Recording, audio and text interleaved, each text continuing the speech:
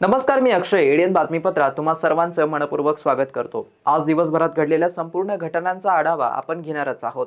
परंतु त्या अगोदर नजर टाकूया आज दिवसभरात घडलेल्या काही महत्त्वाच्या आणि ठळक घडामोडींवरती. जिल्हा नियोजन समितीची बैठक संपन्न. सन 2024-25 साठी 773 कोटी 90 लक्ष रुपयांच्या नियत व्ययास मंजुरी. जिल्ह्याचे नियोजन करताना प्रत्येक घटकाला न्याय देण्याचा प्रयत्न. पालकमंत्री अब्दुल सत्तार यांचा निर्देश. तर अमरावतीच्या मुजोर जात प्रमाणपत्र पडताळणी समितीला औरंगाबाद हायकोर्टचा दणका. अवमान याचिकेत लाखांचा दंड. ॲडव्होकेट सुशांत येरमवार यांची कामगिरी ठरली निर्णायक. आता बघूया सविस्तर बातम्या. जिल्ह्याचे नियोजन करताना प्रत्येक घटकाला न्याय देण्याचा प्रयत्न करण्यात आलाय. तसेच शिक्षण व आरोग्य या सेवांना प्राधान्य देण्याचा प्रयत्न करण्यात आल्याचं जिल्ह्याचे पालकमंत्री अब्दुल सत्तार यांनी स्पष्ट केलं. यावेळी सन 2024 व 25 साठी 773 कोटी 90 लक्ष रुपयांच्या नियत व्ययास मंजुरी देण्यात आली आहे. जिल्हा नियोजन समितीची बैठक शनिवारी नियोजन सभागृहात पार पडली आहे. अध्यक्षस्थानी पालकमंत्री अब्दुल सत्तार हे होते. राज्याचे गृहनिर्माण मंत्री अतुल सावे, लोकसभा सदस्य खासदार कल्याण काळे, विधानसभा सदस्य आमदार प्रदीप जयस्वाल, आमदार रमेश बोरनारे, आमदार उदयसिंह राजपूत, आमदार प्रशांत बम तसेच जिल्हाधिकारी दिलीप स्वामी, मनपा आयुक्त जी श्रीकांत, जिल्हा परिषदेचे मुख्य कार्यकारी अधिकारी विकास मीना, पोलीस आयुक्त प्रवीण पवार, पोलीस अधीक्षक मनीष कलवानिया तसेच सर्व यंत्रणा प्रमुख उपस्थित होते. बैठकीच्या प्रारंभी यापूर्वीच्या बैठकीच्या इतिवृत्त्या अनुपालन अहवालावरती चर्चा होऊन त्यास मान्यता देण्यात आली. तसेच गेल्या आर्थिक वर्षात झालेल्या 672 कोटी 11 लक्ष 37 हजार रुपयांच्या खर्चासही मान्यता देण्यात आली. त्यानंतर सन 2024 व 25 या आर्थिक वर्षासाठी नियत व्ययास सादर करण्यात आला. यात सर्वसाधारण योजनेसाठी 660 कोटी रुपये, विशेष घटक योजनांसाठी 104 कोटी रुपये, तर आदिवासी उपाययोजना बाह्य क्षेत्रासाठी 9 कोटी 90 लक्ष रुपये अशा एकूण 773 कोटी 90 लक्ष रुपयाच्या नियत व्ययास मान्यता देण्यात आली आहे. नियोजन समितीच्या झालेल्या चर्चेत खासदार कल्याण काळे, उपस्थित सर्व आमदार सदस्य यांनी सभागृह घेऊन मौलिक सूचना मांडवल्या. जिल्हा नियोजन अधिकारी भरत वायाळ यांनी नियोजन आराखड्याचं सादरीकरण केलं व उपस्थितांचं आभार मानलं. महिला व बालविकास विभागामार्फत गर्भलिंग निदान विरोधात जनजागृतीसाठी जिल्हाधिकारी दिलीप स्वामी यांच्या संकल्पनेतून माझी मुलगी या कवितेचं जनजागृती पोस्टर विमोचन उपस्थित मान्यवरांच्या हस्ते करण्यात आलं. पालकमंत्री सत्तार म्हणाले आहेत की शिक्षण आणि आरोग्य या घटकासाठी प्राधान्य देण्यात येईल. तसेच जिल्ह्याचं नियोजन करताना सर्व घटकांना न्याय देण्याचा आमचा प्रयत्न आहे. यंत्रणांनी सर्व कामं वेळेत व गुणवत्ता पूर्ण करावी. तसे न झाल्यास जबाबदारी निश्चित करून कारवाई करण्यात येईल असंही त्यांनी यावेळी सांगितलं आहे. तर सिल्लोड आणि सोयगाव तालुक्यातील घटनांध्रा बंधारा यावरील प्रकल्पाची पुनर्रचना आणि बांधणी करण्यासाठी जिल्हा स्तरावरती प्रकल्पाचा आराखडा तयार करून तात्काळ मंजुरी घ्यावी व जलसंधारणाचे काम पूर्ण करावं असे निर्देश पालकमंत्री अब्दुल सत्तार यांनी जलसंपदा विभागाला दिले आहेत.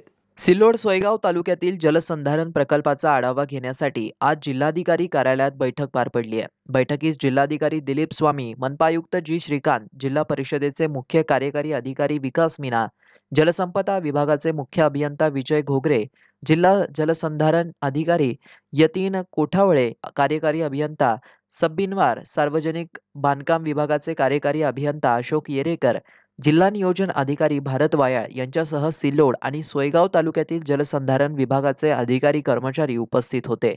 पालकमंत्री सत्तार म्हणालेत की शेती आणि पिण्याच्या पाण्याचा प्रश्न या प्रकल्पाच्या माध्यमातून सोडवला जाणार आहे. सोयगाव येथील धरणाची उंची वाढवण्याबाबत व सूक्ष्म सिंचन योजना कार्यान्वित करण्यासाठी खेळणा प्रकल्प दुरुस्ती सह नवीन बंधारे तयार करण्याचं काम हाती घ्यावं.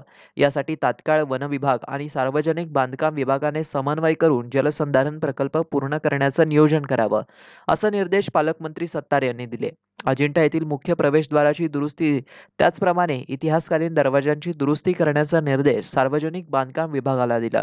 इतिहासकालीन दरवाजाचं पुनरुज्जीवीकरण करताना पुरातत्व विभाग आणि सार्वजनिक बांधकाम विभाग यांनी दर्जेदार काम करावं असंही सत्तार यावेळी म्हणाले आहेत. तर एका प्रकरणात औरंगाबाद हायकोर्टाने आदेशित केलेल्या कालावधीत जात पडताळणी समिती निर्णय देण्यास टाळाटाळ करत असल्या कारणामुळे अमरावती पडताळणी समिती सदस्यांना प्रत्येकी 25,000चा दंड ठोठावण्यात आला असून याबाबत ॲडव्होकेट सुशांत येरमवार यांनी एडीएन सोबत बोलताना अधिक माहिती दिली आहे।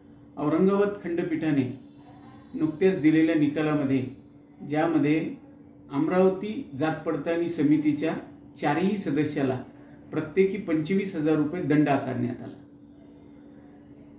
अर्जदार सारंगधर इंगळे जे जातीने ठाकूर अनुसूचित जमातीचे असताना त्यांचं प्रकरण अमरावती जात पडताळणी समितीकडे प्रलंबित होते। वारंवार विनवणी करून सुद्धा जात पडताळणी समितीने त्यांच्या प्रकरणामध्ये निकाल न दिल्यामुळे औरंगाबाद खंडपीठामध्ये त्यांनी याचिका दाखल केली। ज्या याचिकेमध्ये माननीय उच्च न्यायालयाने त्यांचे प्रकरण 3 महिन्यामध्ये निकाली काढण्याचे आदेश दिले। प्रकरण 3 महिन्यात निकाली काढण्याचे आदेश असताना सुद्धा 26 महिने त्याच्यावर कोणतीही कारवाई न झाल्यामुळे नाईलाजास्तव अर्जदार यांना उच्च न्यायालयामध्ये अवमान याचिका दाखल करावी लागली आणि त्या अवमान याचिकेच्या सुनावणी दरम्यान माननीय उच्च न्यायालयाच्या असे निदर्शनास आले की माननीय उच्च न्यायालयाचे आदेश असताना सुद्धा मुद्दामून त्या प्रकरणामध्ये कोणतीही कारवाई झाली नाही आणि अशा प्रकरणामध्ये जे अधिकारी स्वतः त्या पदावर असताना त्यांनी जे काही माननीय उच्च न्यायालयाचे आदेश पाळणं अपेक्षित होतं ते न पाळल्यामुळे सुनावणी दरम्यान त्या 4ही सदस्याला व्यक्तिशः माननीय उच्च न्यायालयासमोर हजर राहण्याचे आदेश झाले आणि अंतिम सुनावणीच्या वेळेस सदरील प्रकरणामध्ये 4ही सदस्यांनी असे मान्य केले की माननीय उच्च न्यायालयाचा निर्णयाची अंमलबजावणी करताना त्यांच्याकडनं काही चुका झाल्या आणि ते माननीय उच्च न्यायालयाची बिनशर्त माफी मागतायत व सदरील प्रकरणामध्ये जे काही अर्जदाराला त्रास झाला त्या पोटी प्रत्येक सदस्याने शपथपत्र दाखल करून असे नमूद केले की आम्ही प्रत्येकी 25,000 रुपये दंड भरण्यास तयार आहे। असे करून 4ही सदस्याला एकत्रित 1 लाख रुपये दंड आकारण्यात आला। अर्जदारांनी सदरील दंड हा मानवतावादी दृष्टिकोन लक्षात ठेवून स्वतःकडे न ठेवता त्यांच्या विधिज्ञामार्फत असे सूचित केले की सदरील दंडची जी रक्कम आहे ती सेवाभावी संस्थेला देण्यात यावी व त्या अनुषंगाने माननीय उच्च न्यायालयाने बीड येथे कार्यरत असणाऱ्या 2 सेवाभावी संघटना ज्या की आनंदवन आणि शांतिवन यांना प्रत्येकी 25,000 रुपये, औरंगाबाद येथे असणारं कॅन्सर रिसर्च सेंटर याला 25,000 रुपये आणि शासकीय गव्हर्नमेंटचे जे काही घाटी हॉस्पिटल आहे त्याला 25,000 रुपये असे डोनेशन दिले। यावरून असे लक्षात येते की जर माननीय उच्च न्यायालयाने एखादा आदेश पारित केला तर त्याची अंमलबजावणी करणे हे क्रमप्राप्त आहे, तरी जात पडताळणी समितीने यापुढे अशा गोष्टीमध्ये कोर्टाचा आदेशाची अंमलबजावणी करताना चूक होणार नाही याची काळजी घ्यावी। पैठण रस्त्यावर सुरू असलेल्या पाईपलाईनच्या कामामुळे या रस्त्यावर वाहतूक ठप्प होण्याचं चित्र नेहमीच दिसत असून शनिवारी झालेल्या वाहतूक जाममध्ये सुमारे अर्धा तास अँब्युलन्स अडकल्याचं चित्र पाहायला मिळालं।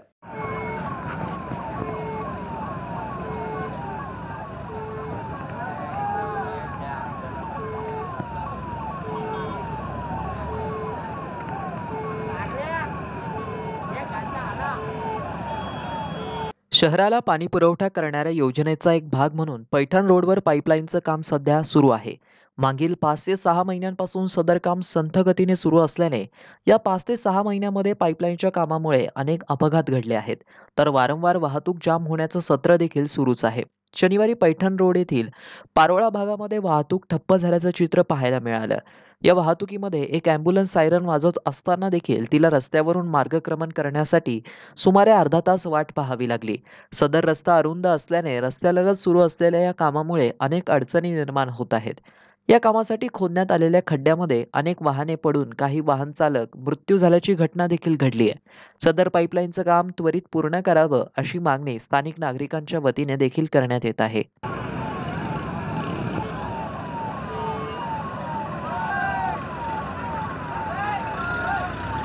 शहरवासियांना एक सुवर्ण संधी। तुम्ही एखादा व्यवसाय करताय का? मग एडीएनवर जाहिरात करा आणि मिळवा व्यवसायात मोठा फायदा। तर वाट कसली पाहताय? आत्ताच खाली दिसत असलेल्या नंबरवर संपर्क साधा। आपल्याला अजूनही काही बातम्यांचा आढावा घ्यायचा आहे, परंतु इथे वेळ झाली एका छोट्याशा ब्रेकची. कुठेही जाऊ नका, पाहत रहा एडीएन न्यूज.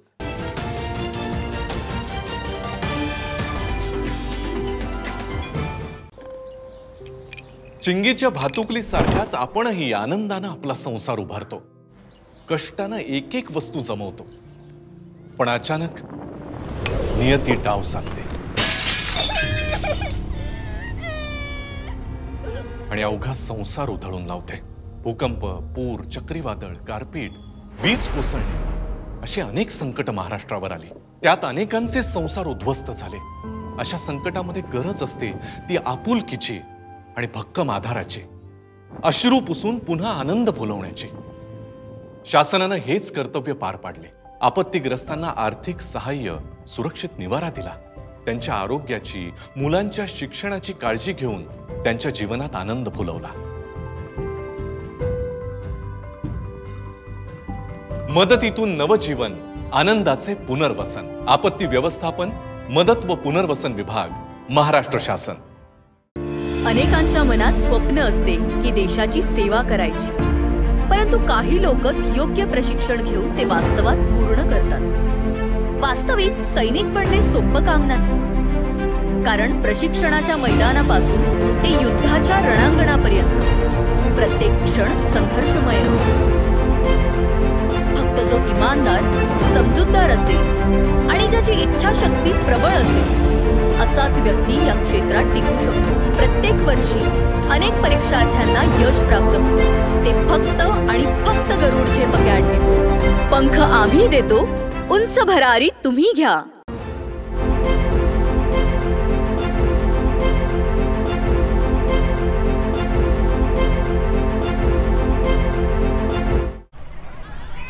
आपलं आयुष्य म्हणजे आंधळी कोशिंबिरीचा खेळ नाही, कारण अचानक कुठलंही संकट येऊन धडकू शकतं.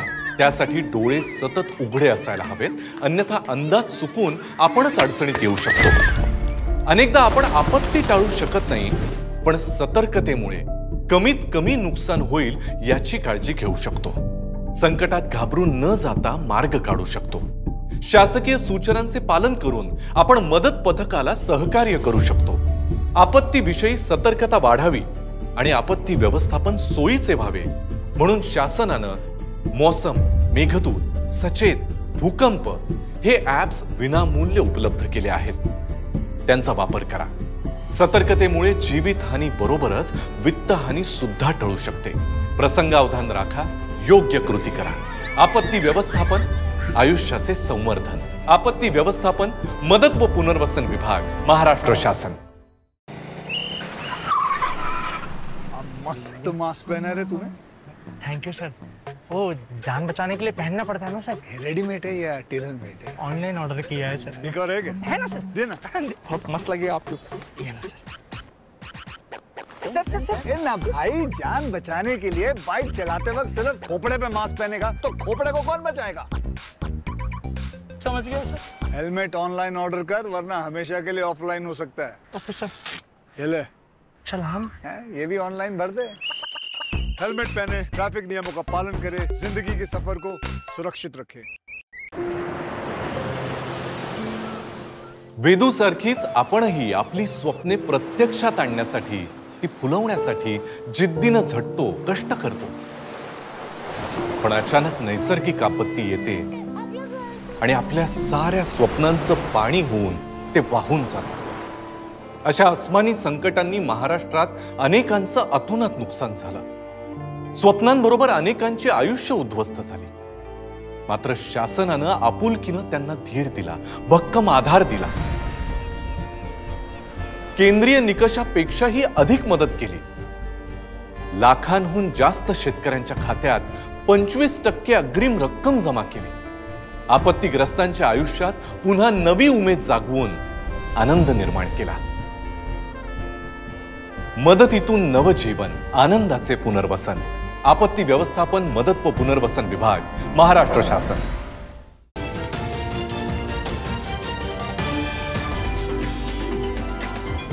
ब्रेक नंतर पुन्हा एकदा स्वागत आहे. आपण बघत आहात एडीएन बातमीपत्र. पालकमंत्री अब्दुल सत्तार यांनी सिल्लोड येथे आयोजित कार्यक्रमास मुख्यमंत्री एकनाथ शिंदे यांच्या रॅली दरम्यान सिल्लोड येथील पठाण परिवार व सर्वे नंबर 92 मधील प्लॉट धारक यांनी त्यांच्या मालमत्ता बळकावल्याचा आरोप करून मुख्यमंत्र्यांना काळे बॅनर व काळे रुमाल झळकावून त्यांचा निषेध व्यक्त केलाय। पठाण परिवार यांनी सर्वे क्रमांक 377 मधील त्यांची वडिलोपार्जित जमीन मंत्री अब्दुल सत्तार यांनी मुख्यमंत्र्यांच्या कार्यक्रमाच्या नावावर बळजबरीने ताबा टाकून बळकावली आहे आणि तिथे मोठमोठे शेड टाकून अतिक्रमण केलंय। याबाबत त्यांनी थेट मुख्यमंत्र्यांना निवेदन देऊन सिल्लोड येथे उपस्थित राहू नये, हा नगरविकास मंत्रिपदाचा अपमान आहे असं निवेदन देऊन मागणी केली होती। हॉस्पिटल व मेडिकल कॉलेजचं भव्य निर्माण सुरू केलंय, त्यामुळे सर्वे नंबर 92 मधील मालमत्ता धारक यांनी तीव्र निषेध व्यक्त केला। सिल्लोड तालुक्यातील माजी आमदार सांडू पाटील लोखंडे यांनी त्यांच्या घराकडे जाणाऱ्या रस्त्यावर त्यांच्या ताब्यातील नगर परिषद मार्फत बेकायदेशीर भिंत टाकून रस्ता बंद केलाय, म्हणून काळे बॅनर व काळे झेंडे फडकावून मुख्यमंत्री व पालकमंत्री अब्दुल सत्तार यांचा तीव्र निषेध व्यक्त केला। जेव्हा मुख्यमंत्री शिंदे शिवसेना भवन कार्यालयासमोर आले तेव्हा आंदोलनकर्त्यांनी कार्यालयाच्या समोरील एका इमारतीवरती उभे राहून बॅनर झळकवलं। त्यावेळेस मुख्यमंत्र्यांसोबत असलेला प्रचंड जमाव तेथे थबकला। तेथे जमलेला प्रचंड मोठा जमाव कार्यकर्त्यांमध्ये चलबिचल सुरू झाली व थोडा वेळ वातावरण तणावग्रस्त झालं। सदर आंदोलन केल्यानंतर पोलिसांनी इमारतीवरती जाऊन गच्चीवरील बंद असलेला दरवाजा तोडला व आंदोलनकर्त्यांना अटक केली। अटक झालेल्यांमध्ये माजी आमदार सांडू पाटील लोखंडे, सुनील पाटील मिरकर, सुरेश पाटील बनकर, मनोज गंगाराम मोरेल्लू, विष्णू गंगाराम काटकर, महेश शंकरलाल शंकरपेल्ली, वृषाली सुनील मिरकर, आशाबाई धोंडू बोराडे, रुपाली मनोज मोरेल्लू यांना अटक करून फरदापूर पोलीस स्टेशन येथे स्थानबद्ध करण्यात आलं। सदरील दोन्ही आंदोलनाची संपूर्ण तालुक्यात जोरदार चर्चा आहे व सर्व सोशल मीडियावर मोठ्या प्रमाणात व्हिडिओ व्हायरल होत आहेत।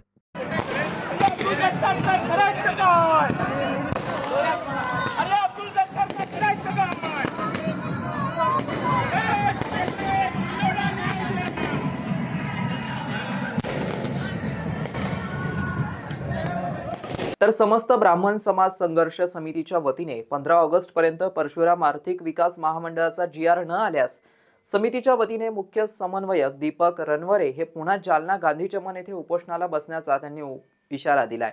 मागण्या मान्य न झाल्यास सरकारला येणाऱ्या निवडणुकीत त्याचे परिणाम भोगावे लागणार असा इशारा सुद्धा त्यांनी पत्रकार परिषदेत दिलाय। समस्त ब्राह्मण समाजाच्या वतीने आज या ठिकाणी महाराष्ट्रातील 30 जिल्ह्यातील समन्वयकांची आज या ठिकाणी बैठक झाली। या बैठकीमध्ये प्रामुख्याने ब्राह्मण समाजाच्या ज्या काही मागण्या आहेत शासनाकडे प्रलंबित त्या मागण्यावर चर्चा झाली। आम्ही गेल्या अनेक वर्षापासून ब्राह्मण समाजाच्या मागण्यासाठी शासनाकडे पाठपुरावा करत आहोत। त्याचाच एक भाग म्हणून 28 नोव्हेंबरला जालना येथे गांधी चमनला मी स्वतः दीपक रणवरे यांनी प्रातिनिधिक स्वरूपामध्ये आमरण उपोषण केलं आणि या उपोषणाला जालन्याचे पालकमंत्री यांनी लेखी आश्वासन देऊन हे उपोषण स्थगित केलं। त्यानंतर 14 डिसेंबर 2023ला नागपूर येथील अधिवेशनात हे सरकारमधले मंत्री, मुख्यमंत्री, उपमुख्यमंत्री यांनी ब्राह्मण समाजाच्या शिष्टमंडळासोबत बैठक घेतली आणि ज्या काही आमच्या मागण्या आहेत प्रामुख्यानं ब्राह्मण समाजासाठी आर्थिक विकास महामंडळाची मागणी त्यांना त्या ठिकाणी घोषणा केली आणि मागणी घोषणा करून आज जवळपास 8 महिने झालेत तरी पण कुठल्याही प्रकारचा GR नाही व ब्राह्मण समाजाच्या ज्या काही मागण्या आहेत त्या दिल्या नाही। या मागणीमध्ये प्रामुख्यानं ब्राह्मण समाजाच्या सह इतरही समाजातील मुलामुलींसाठी उच्च शिक्षण जे आहे ते मोफत करावं अशी आमची एक मागणी आहे। प्रत्येक जिल्ह्याच्या ठिकाणी मुलींसाठी मुलांसाठी एक स्वतंत्र वसतिगृह द्यावं, तसेच ब्राह्मण समाजावर होत असलेली चिखलफेक थांबवण्यासाठी जसा महिलांना किंवा अपंगांना एक विशेष कायदा आहे असा विशेष कायदा या ब्राह्मण समाजासाठी करावा, पुरोहितांना 5000 मानधन द्यावं, महापुरुषांचे होत असलेली विटंबना थांबवावी यांच्यासह आमच्या विविध मागण्या आहेत। आपल्या माध्यमातून मी शासनाला विनंती करतो की 10 ऑगस्टपर्यंत या मागण्या जर मान्य झाल्या नाही तर परत जालना येथे 15 ऑगस्टपासून मी स्वतः प्रातिनिधिक स्वरूपात समस्त ब्राह्मण समाज संघर्ष समितीच्या वतीने आमरण उपोषणाला बसणार आहे। जर शासनानं आम्हाला जर धोका दिला तर यावेळेस ब्राह्मण समाज शासनाला धक्का दिल्याशिवाय राहणार नाही, हा इशारा आम्ही आपल्या माध्यमातून शासनाला देतो। पण विनंती करतो की उपोषणाला बसण्याची वेळ आपण येऊ देऊ नये। ब्राह्मण समाजाच्या ज्या काही मागण्या आहेत त्या लवकरात लवकर मान्य कराव्या. श्री संत सावता महाराजांची पुण्यतिथी संत सावता महाराजांची पालखी मिरवणूक काढून विविध धार्मिक कार्यक्रम घेऊन मोठ्या उत्साहात साजरी करण्यात आली आहे. बघूया याविषयीचा सविस्तर अहवाल. शनिवारी सकाळी 10 वाजता संत सावता महाराज मंदिर औरंगपुरा येथून संत सावता महाराजांची पालखी मिरवणूक सुरू झाली. प्रथम ट्रस्टचे अध्यक्ष रामभाऊ पेरकर यांनी सावता महाराजांच्या पादुकांचं व पालखीचं पूजन करून पालखी मिरवणुकीला सुरुवात केली.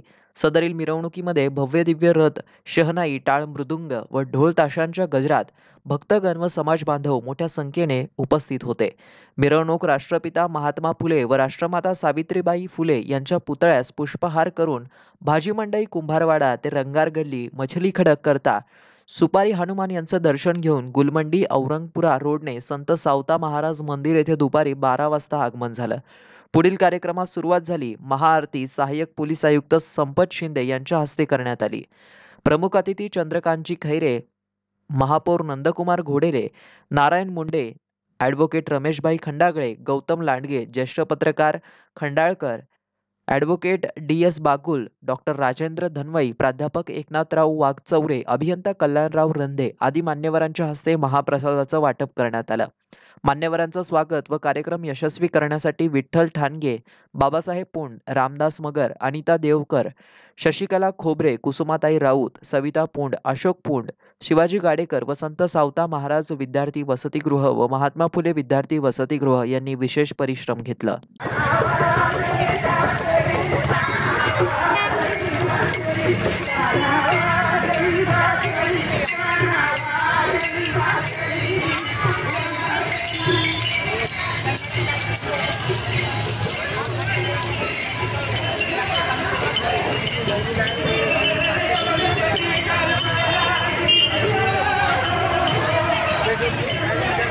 शेवटी पुन्हा एकदा नजर टाकूया आज दिवसभरात घडलेल्या काही महत्त्वाच्या आणि ठळक घडामोडींवरती.